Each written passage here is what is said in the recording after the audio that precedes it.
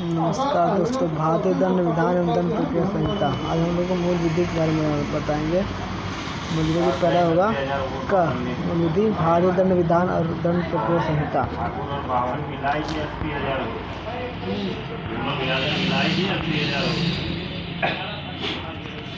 भारतीय दंड विधान 1860 स्टीफन के अनुसार अपराध एक ऐसा कृत्य है जो विधि द्वारा निश्चित तथा समाज के नैतिक मनोभाव के प्रतिकूल तो नहीं होता है। केनी ने अपनी पुस्तक आउटलाइंस ऑफ क्रिमिनल लॉ में अपराध को परिभाषित करते हुए लिखा है कि अपराध ऐसा दोष है जिसके अनुशासन दंड है और जो किसी सामान्य व्यक्ति द्वारा क्षम्य नहीं है। यदि वह क्षम्य है तो केवल सम्राट द्वारा। अपराध के निम्नलिखित 4 आवश्यक तत्व हैं। नंबर 1 मानव, नंबर 2 आपराधिक मानव स्थिति दुराशय, नंबर 3 आपराधिक कृत्य तथा नंबर 4 ऐसे आपराधिक कृत्य जो मानव तथा समाज को क्षति। भारतीय दंड संहिता की धारा 1 संहिता के नाम और उसके प्रवर्तन के विस्तार से संबंधित है। भारतीय दंड संहिता को 1 जनवरी 1862 से लागू किया गया। यह संहिता जम्मू कश्मीर राज्य को छोड़कर संपूर्ण भारत पर लागू होती है। जम्मू कश्मीर राज्य में राष्ट्रीय दंड संहिता लागू होती है। भारतीय दंड संहिता की धारा 2 के अनुसार जो व्यक्ति भारत के राज्य क्षेत्र के अंतर्गत अपराध करता है वह इस संहिता द्वारा दंडित किया जाएगा। इस संहिता की धारा 4 के अनुसार भारत के बाहर किसी भी स्थान पर भारतीय नागरिक द्वारा भारत पर जो किसी पोत या विमान पर चाहे जहाँ भी हो किसी व्यक्ति द्वारा इस संहिता के अंतर्गत अपराध किए जाने पर इस संहिता के उपबंध लागू होंगे। 380 और 10 सीटी 390 परिणाम। धारा 34 के अधीन समान आशय को अर्थ है आशय जो आपराधिक कृत्य करने वाले लोगों को ज्ञात है। समान आशय एवं समान आशय में अंतर। सामान्य आशय में पूर्व नियोजित योजना एवं पूर्व सहमत होती है, जबकि समान आशय में पूर्व नियोजित योजना में दिमागों का सम्मिलन नहीं होता है। धारा 34 के अंतर्गत समान आशय से संबंधित महत्वपूर्ण वाद निम्नलिखित हैं। नंबर 1 महमूद शाह बनाम इंटरर, नंबर 2 वारिंदर कुमार घोष बनाम इंटरर, श्रीकांतिया बनाम बम्बई राज। धारा 40 में अपराध के बारे में वर्णन किया गया है। धारा 41 में धारा 41 के अनुसार विशेष विधि वह विधि है जो किसी विशिष्ट विषय पर लागू होती है। धारा 42 के अनुसार स्थानीय विधि वह विधि जो भारत के किसी विशिष्ट भाग में ही लागू होती है। धारा 42 के अनुसार स्थानीय विधि वह विधि जो भारत के किसी विशिष्ट भाग में ही लागू होती है। लॉर्ड कोक के अनुसार कोई कृत्य स्वयं अपने आप में अपराध नहीं हो सकता जब तक वह आपराधिक मनोस्थिति से न किया गया हो। आपराधिक मनोस्थिति में प्रमुख वाद है। पंजाब में आम आदमी पार्टी लेगी नंबर 1 आर बनाम पुरुष, नंबर 2 क्वीन बनाम टालसा, नंबर 3 सिराज बनाम रूडजन, नंबर 4 नाथुराम बनाम मध्य प्रदेश राज्य। धारा 52 में सद्भाव पूर्वक शब्द परिभाषित है। इसके अनुसार कोई बात सद्भाव पूर्वक की गई या विश्वास की गई नहीं कही जाएगी जो सम्यक सतर्कता और ध्यान के बिना की गई या विश्वास की गई। धारा 53 में दंड के प्रकार बताए गए जो निम्नलिखित हैं। मृत्युदंड, आजीवन कारावास जो 2 प्रकार का होता है अर्थात कठोर कारावास या सादा कारावास। फिर संपत्ति का संपाहरण और 5वां है जुर्माना।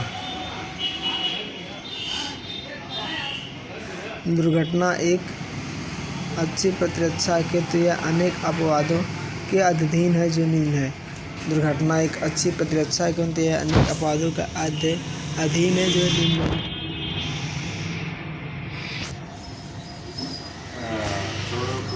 कार्य आपराधिक आशय ज्ञान में किया गया हो। कार्य विधिपूर्ण प्रकार और विधिपूर्ण साधनों के द्वारा किया गया हो। कार्य उचित सावधानी और सतर्कता से किया गया हो। कार्य विधिपूर्ण हो। नंबर 1 कार्य आपराधिक आशय ज्ञान न किया गया हो। नंबर 2 कार्य विधिपूर्ण प्रकार और विधिपूर्ण साधनों के द्वारा किया गया हो। नंबर 3 कार्य उचित सावधानी और सतर्कता से किया गया हो। नंबर 4 कार्य विधिपूर्ण हो। भारतीय दंड संहिता की धारा 81 आवश्यकता के आधार पर आपराधिक दायित्व से प्रतिरक्षा से संबंधित है। भारतीय दंड संहिता की धारा 81 आवश्यकता के आधार पर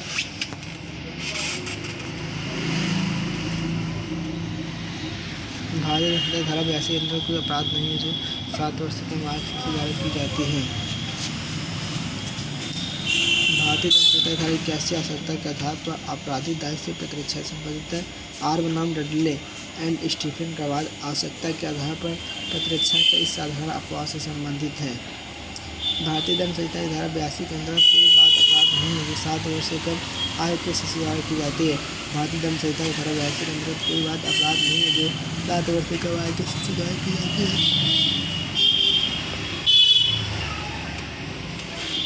धारा 83 के अंतर्गत 7 वर्ष के ऊपर कम 12 वर्ष से कम आयु के अपरिपक्व समझ शिशु को अपराधिक दायित्व से प्राप्त है। भारतीय दंड संहिता की धारा 84 के अंतर्गत विकृत व्यक्ति कार्य को अपराधिक माना जाता है, परंतु यदि अपराध करते समय अभी ये जानता था कि वह विरुद्ध कार्य कर रहा है तो ऐसे होने पर वह दंडित हो जाएगा। मैग्नाटन का वाद विकृतता के आधार पर बचाव संबंधी सिद्धांत प्रतिपादित करता है। भारतीय दंड संहिता की धारा 85 में अनैच्छिक अपनी इच्छा के विरुद्ध हत्या के आधार पर आपराधिक दायित्व से प्रतिरक्षा बचाव का प्रावधान करती है। धारा 86 स्वैच्छिक मतदान से संबंधित है, अर्थात अपनी इच्छा से मत होकर अपराध करना बचाव नहीं है। भारतीय दंड संहिता की धारा 87 रोमन विश्वास के विशेष सूत्र वालेंटी नॉन फिट इंजूरिया पर आधारित है, जिसका अर्थ है स्वैच्छिक कार्य अकृत नहीं है। धारा 87 के अंतर्गत सम्मत से किए गए कार्य को प्रतिरक्षा का एक आधार माना गया है, किंतु यह बचाव इसी धारा में वर्णित निम्न अपराधों का अधीन है। सम्मत 18 वर्ष से अधिक आयु वाले व्यक्ति द्वारा दी गई है कार्य। दूसरा, कार्य से मृत या घोरपद कार्य करने का आशय न हो। तीसरा, उपयुक्त संभावता ज्ञान न हो। जयदेव बनाम स्टेट का वाद का संबंध आत्मरक्षा के अधिकार से है। जयदेव बनाम वाद का संबंध आत्मरक्षा के अधिकार से है। भारतीय दंड संहिता की धारा 120 में आपराधिक षड्यंत्र क्रिमिनल कॉन्स्पिरेसी की परिभाषा दी गई है। भारतीय दंड संहिता की धारा 120 में आपराधिक षड्यंत्र के लिए दंड का प्रावधान किया गया है। भारतीय दंड संहिता की धारा 120 में आपराधिक षड्यंत्र के लिए दंड का प्रावधान दिया गया है। धारा 120 के अनुसार जब 2 या 2 से अधिक व्यक्ति कोई अवैध कार्य अथवा कोई ऐसा कार्य अवैध नहीं है, अवैध साधनों द्वारा करने या करवाने को सहमत होते तब ऐसे सहमत आपराधिक षड्यंत्र कराती है। विनायक दामोदर सावरकर का वाद नासिक षड्यंत्र के नाम से जाना जाता है। विनायक दामोदर सावरकर का वाद नासिक षड्यंत्र के नाम से जाना जाता है। भारतीय दंड संहिता की धारा 121 में भारत सरकार के विरुद्ध युद्ध करना या युद्ध करने का प्रयत्न करना या युद्ध करने का दुष्प्रेरण करना मृत्यु दंड से या आजीवन कारावास से और जुर्माने से भी दंडनीय है। भारतीय दंड संहिता की धारा 124 से राजद्रोह को परिभाषित करती है। भारतीय दंड संहिता की धारा 124 से राजद्रोह को परिभाषित करती है। धारा 124 के अनुसार जो कोई बोले गए या लिखे गए शब्दों द्वारा, संकेतों द्वारा, दिशारूपण द्वारा या अन्यथा धार्मिक विधि द्वारा स्थापित सरकार के प्रति घृणा या अवमान पैदा करेगा या पैदा करने का प्रयत्न करेगा, प्रदीप्त करेगा या करने का प्रयत्न करेगा, वह आजीवन कारावास से जिसमें जुर्माना जोड़ा लगाया जा सकेगा, जुर्माने से दंडित किया जाएगा। भारतीय दंड संहिता की धारा 141 में विरुद्ध जमाव अनलॉफुल असेंबली को परिभाषित किया गया है। धारा 141 के अनुसार 5 या अधिक व्यक्तियों का जमाव विरुद्ध जमाव कहा जाता है। धारा 141 के अनुसार 5 या अधिक व्यक्तियों का जमाव विरुद्ध या जमाव कहा जाता है। यदि व्यक्तियों का जिनसे जमाव घटित तथा समान उद्देश्य विधि अथवा विधि प्रक्रिया के निष्पादन का प्रतिरोध करता है। भारतीय दंड संहिता की धारा 143 के अनुसार जो कोई विधि विरुद्ध जमाव का सदस्य होगा। भारतीय दंड संहिता की धारा 143 के अनुसार जो कोई विधि विरुद्ध जमाव का सदस्य होगा वह दोनों में से किसी भांति के कारावास से जिसकी अवधि 6 मास तक की हो सकेगी या जुर्माने से या दोनों से दंडित किया जाएगा। लोक सेवक के लोक कृत्यों के निर्वहन में बाधा डालना। धारा 186 में 3 मास तक का कारावास या 500 रुपये तक का जुर्माना दोनों से दंडित किया जाएगा। धारा 187 के अनुसार सहायता देने में विधि द्वारा आबद्ध होते हुए लोक सेवक को सहायता देने में लोप करने वाला व्यक्ति 1 माह तक के सजा या कारावास 200 रुपये जुर्माना या दोनों दंडित किया जाएगा। मिथ्या साक्ष्य देना। भारतीय दंड संहिता की धारा 191 परिभाषित है, जबकि धारा 192 में मिथ्या साक्ष्य करना परिभाषित है। मिथ्या साक्ष्य देना भारतीय दंड संहिता की धारा 191 में परिभाषित है, जबकि 192 में मिथ्या साक्ष्य देना परिभाषित है। भारतीय दंड संहिता की धारा 193 मिथ्या साक्ष्य के लिए दंड का प्रावधान करती है। इसके अनुसार न्यायालय में झूठी गवाही देने के अभियुक्त को 7 वर्ष तक और कारावास जुर्माना दोनों दंडित किया जाएगा। इसके अनुसार न्यायालय में झूठी गवाही देने के लिए अभियुक्त व्यक्ति को 7 वर्ष तक का कारावास और जुर्माना दोनों से दंडित किया जाएगा। भारतीय दंड संहिता की धारा 195 का मिथ्या साक्ष्य देने के लिए किसी व्यक्ति को धमकी देने अथवा उत्पीड़ित करने या प्रलोभन देने से संबंधित है। भारतीय दंड संहिता की धारा 209 बेईमानी से न्यायालय में मिथ्या दावा करने के लिए दंड 2 वर्ष तक का कारावास और जुर्माना का प्रावधान करती है। विलासन या कतिपय अपराधों आदि से पीड़ित व्यक्ति की पहचान का प्रकटन भारतीय दंड संहिता की धारा 228 का कर्तव्य दंडनीय है। भारतीय दंड संहिता की धारा 268 लोक उपताप से संबंधित है। भारतीय दंड संहिता की धारा 268 लोक उपताप पब्लिक न्यूसेंस से संबंधित है। भारतीय दंड संहिता की धारा 277 जल प्रदूषण अर्थात लोग जल स्रोत या जलाशय के जल को कलुषित करने के दंड में बनाते हैं। भारतीय दंड संहिता की धारा 277 जल प्रदूषण अर्थात लोग जल स्रोत या जलाशय के जल को कलुषित करने को दंडनीय बनाते हैं।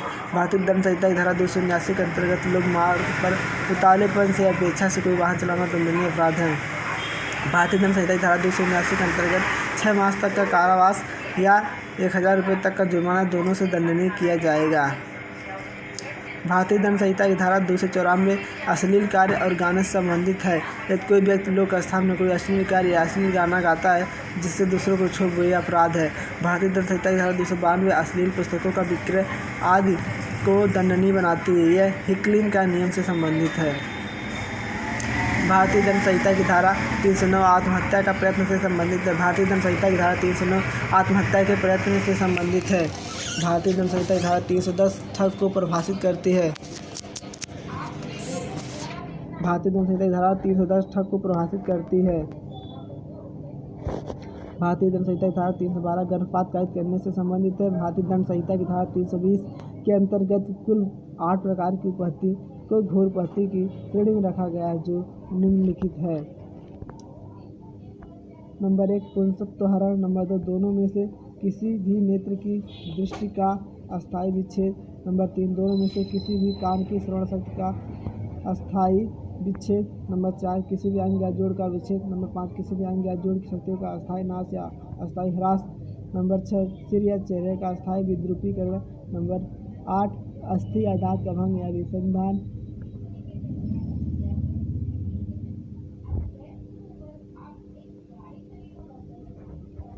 छह सिर या चेहरे का अस्थायी विद्रूपीकरण। 7 अस्थि या दांत का या भंग या विसंधान। 8 है जो कोई उपहास से जो जीवन को संकटापन्न करते या जिससे कारण उपहास करते 20 दिन तक तीव्र शारीरिक पीड़ा में रहता है, अपने मामूली काम काज करने में असमर्थ रहता है। भारतीय दंड संहिता की धारा 323 स्वेच्छा उपहत्या कायद करने के दंड से संबंधित है। भारतीय दंड संहिता की धारा 323 स्वेच्छा उपहत्या कायद करने के दंड से संबंधित है। भारतीय दंड संहिता की धारा 325 स्वेच्छा घोर उपहत्या कायद करने के दंड से संबंधित है। दंड विधि संशोधन अधिनियम 2013 द्वारा भारतीय दंड संहिता में धारा 326 तथा धारा 326 भी अंतर स्थापित की गई है। धारा 326 से तेजाब अम्ल आदि का प्रयोग करके स्वेच्छा घोर उपहत्या कायद करना अपराध है। धारा 326 के तहत स्वेच्छा तेजाब अम्ल फेंकना या फेंकने का प्रयत्न करना भारतीय दंड संहिता का अधीन दंडनीय अपराध है। भारतीय दंड संहिता की धारा 339 सदोष आरोप से संबंधित है। भारतीय दंड संहिता की धारा 340 सदोष प्रयोग से संबंधित है। भारतीय दंड संहिता की धारा 341 सदोष आरोप के लिए 1 माह के कारावास या 500 रुपये के जुर्माना या दोनों से दंड का प्रावधान करती है। भारतीय दंड संहिता की धारा 342 सदोष प्रयोग के लिए 1 वर्ष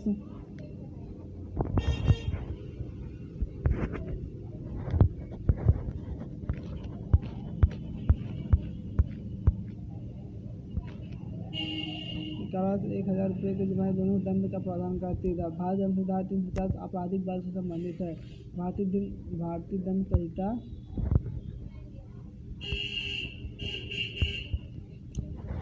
संहिता की धारा 350 आपराधिक बल से संबंधित। भारतीय दंड संहिता की धारा 351 हमला से संबंधित। भारतीय दंड संहिता की धारा 354 स्त्री लज्जा भंग करने के आशय से उस पर हमला आपराधिक बल का प्रयोग करने से संबंधित है। 354 का लैंगिक उत्पीड़न और लैंगिक उत्पीड़न के लिए दंड से संबंधित धारा 351 का निर्वस्त करने के आशय से स्थिति पर हमला या आपराधिक बल का प्रयोग करने से संबंधित है। धारा 351 का दृश्यता से संबंधित है। धारा 351 का पीछा करने से संबंधित। भारतीय दंड संहिता की धारा 29 के अनुसार व्यापारण दो प्रकार का होता है। भारत में व्यापारण वित्तीय साक्षरता से व्यापारण। धारा 360 भारत में से व्यापारण। धारा 370 वित्तीय साक्षरता में से व्यापारण से संबंधित है। वरद राजन बनाम राज्य आवाज भारतीय दंड संहिता धारा 361 से संबंधित है। भारतीय दंड संहिता धारा 362 अपहरण से संबंधित है। भारतीय दंड संहिता की धारा 362 अपहरण से संबंधित है। भारतीय दंड संहिता धारा 363 व्यापारण के लिए दंड का प्रावधान करती है। भारतीय दंड संहिता धारा 363 का भीख मांगने के प्रयोजनों के लिए अप्राप्तता का व्यापारण या विकलांगीकरण संबंधित है। भारतीय दंड संहिता धारा 364 हत्या करने के लिए व्यापारण या अपहरण संबंधित है। भारतीय दंड संहिता धारा 364 हत्या करने के लिए व्यापारण या अपहरण से संबंधित है। भारतीय दंड संहिता धारा 364 का फिरौती के लिए व्यापारण से संबंधित है। भारतीय दंड संहिता की धारा 366 का विदेश से लड़की का आयात करने से संबंधित है। भारतीय दंड संहिता की धारा 375 बलात्कार या रेप से संबंधित है। 370 भारतीय दंड संहिता की धारा 370 बलात्कार के लिए दंड का प्रावधान करती है। भारतीय दंड संहिता धारा 370 बलात्कार के लिए दंड का प्रावधान करती है।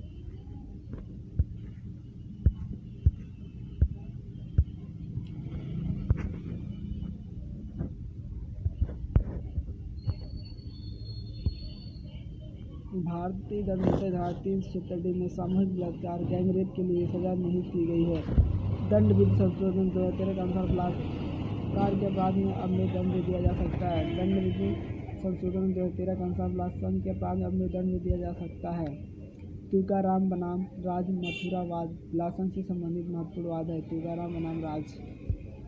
भारतीय दंड संहिता धारा 377 प्राकृतिक विरुद्ध अपराध से संबंधित है। उच्चतम न्यायालय ने स्टेट ऑफ तमिलनाडु बनाम नलिनी के बाद में अब निर्धारित किया कि पत्नी अपने पति को संरक्षण देने पर दोषारोपित नहीं की जा सकती है। भारतीय दंड संहिता की धारा 370 के अनुसार चोरी के निम्नलिखित आवश्यक तथ्य हैं। कोई चल संपत्ति हो, यह किसी के कब्जे में हो, उसके कब्जे से बिना उसकी सहमति के बेईमानी से लेने के लिए एवं ऐसे लेने हेतु हटाई गई।